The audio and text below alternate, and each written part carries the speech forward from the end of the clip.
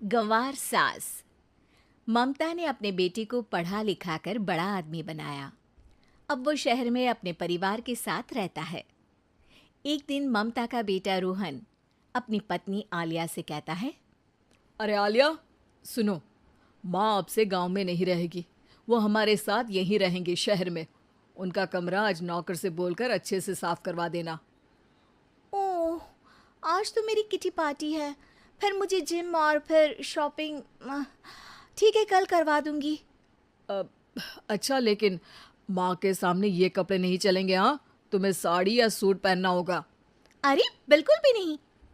मेरे mummy papa ने इतना पैसा लगाकर शादी इसलिए नहीं की थी कि मैं अपनी मर्जी के कपड़े पहन ओढ़ भी ना सकूं। अरे चलो, गुस्सा मत हो, लेकिन कुछ दिन तो माँ की खुशी के लिए कर सकती हो ना। लेकिन आलिया मानती नहीं। माँ आती है सिंपल सी साड़ी, झोला और चप्पल पहनकर। अरे रोहन, मैं इनके साथ कैसे रहूंगी? मेरी फ्रेंड्स क्या कहेंगी? ये तो पूरी गंवार लग रही है। आलिया, माँ गांव में रहती थी इसलिए ऐसी हैं।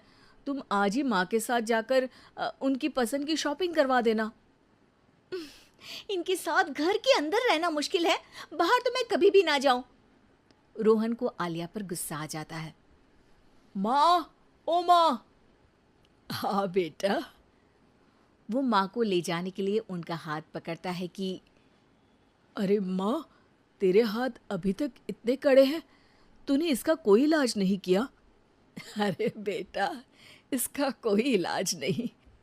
वैसे भी मुझे कोई शर्म नहीं कि मेरे हाथ मुलायम नहीं है, क्योंकि इन्हीं हाथों से मेहनत कर मैंने तुझे बनाया है बेटा। अगले दिन। माँ, मैं ऑफिस जा रहा हूँ। कुछ लाना हो तो आलिया को बोलकर फ़ोन करवा देना। रोहन के जाने के बाद, आप ना आज कमरे में ही रहिएगा, घर में पार्टी है, मेरी सहेलियां आ रही हैं, मैं उन लोगों के सामने आपको नहीं ला सकती हूँ। ठीक है बहू, लेकिन तुम कहो तो मैं कुछ खाने को बना दूँ तुम लोगों की पार्टी के लिए। वो लोग सिर्फ कॉन्टिनेंटल या थाई फूड ही खाते हैं। कोई बात नहीं, कभी इंडियन खिलाने वाला कोई मिला नहीं होगा ना। मैं बनाकर कमरे में चली जाऊंगी। जैसे आपकी मर्जी। आलिया के घर उसकी दोस्त आती हैं, पार्टी होती है। अरे वाह आलिया, ये क्या है खाने में? बड़ा ही स्वादिष्ट है यार, इसकी रेसिपी मुझे चाहिए। हाँ, और ये दाल, ओ माय गॉड, मैंने तो किसी 5 स्टार में भी ऐसी दाल नहीं खाई है यार। तू कुक को यहाँ बुलाना। अब आलिया घबरा जाती है। हाँ हाँ हाँ हाँ, क्यों नहीं। माँ जी ज़रा बाहर आइए। आलिया की सास सिंपल सी साड़ी और गांव के अंदाज में आती है। अरे बहू, क्या हुआ? खाना पसंद नहीं आया क्या? बहू? अरे ये गांव से दिखने वाली औरत तुम्हें बहू क्यों बोल रही है?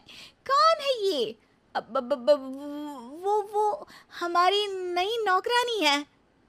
सास बहू की बात सुनकर बहुत दुखी हो जाती है। वो सर झुकाकर जा ही रही होती है कि एक सहेली बोल पड़ती है। अरे कहाँ जा रही हैं माँ जी?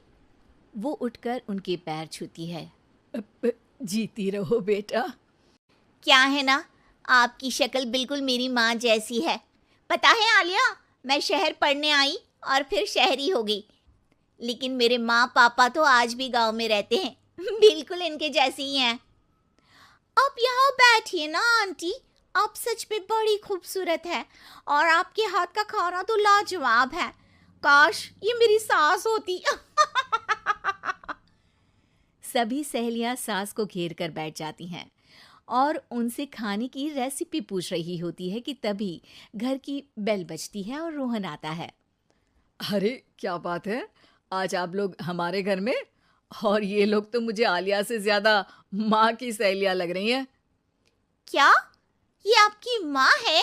लेकिन आलिया ने तो कहा कि ये उनकी नौकरानी है और इन्होंने भी नहीं बताया। वो नहीं बताएंगी, क्योंकि उनके लिए बच्चों की इज्जत और उनकी खुशी सबसे पहले है। मुझे माफ कर दो, मुझे इन्हें तुम लोगों से मिलवाने में शर्म आ रही थी कि तुम लोग क्या कहती?